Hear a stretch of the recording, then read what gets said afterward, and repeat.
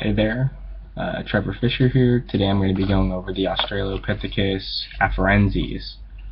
And let's start off with the questions. So, painting a picture, an illustration of what the subject looked like, I'm going to be using the California Academy of Sciences YouTube, which I will link the exact video in the references. So, like a chimpanzee, the afarense shares an elongated skull with a small brain case, face and jaws that jut out from the brain case, shoulder blades and joints that are suited for climbing trees, long arms and hands with curved fingers, that'll be an important note later, as well as spine connection beneath the skull to keep the head steady when walking, as the afarenses do use bipedal locomotion.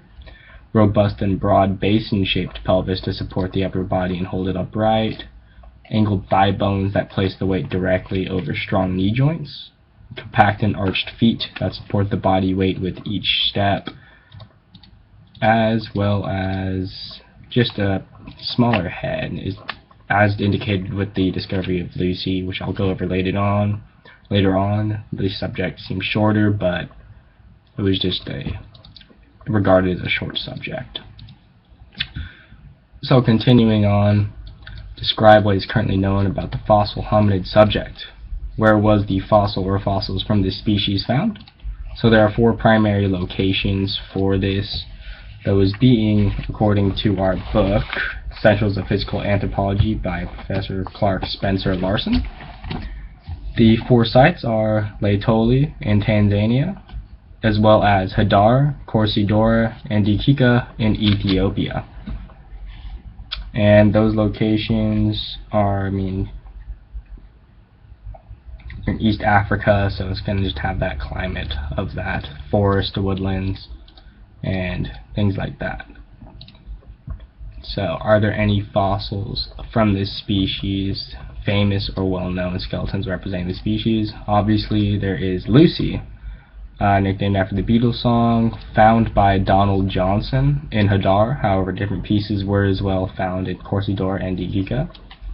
Lucy is estimated about 3.2 million years old and provides one of the most complete fossils for study for the Australopithecus and is regarded as one of the greatest finds, as her completeness helps delve into how they moved, ate, and many other aspects that tie into the life of an Australopithecus. So yeah, I went over who found the fossils and how old they were. Donald Johnson, about 3.2 million years old as well. So continuing on, what is brain size or cranial capacity of this hominid? It was estimated at 430 cubic centimeters, closer to that of an ape than a human, so it's a pretty small skull or brain capacity.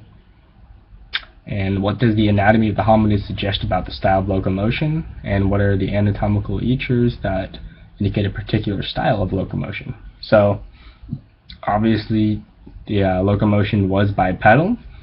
However, the subject does have curved fingers, which does indicate they could have a potential arboreal locomotion, meaning that they could use locomotion through trees. However, as indicated by the ash in the Laetoli area, there were footprints left, which obviously indicate mainly bipedal locomotion. And the tracks left round heels, double arches, and non-divergent big toes, meaning that they walked possibly like modern humans today. So continuing on, what do scientists believe the diet of this hominid might have been based on characteristics of the teeth?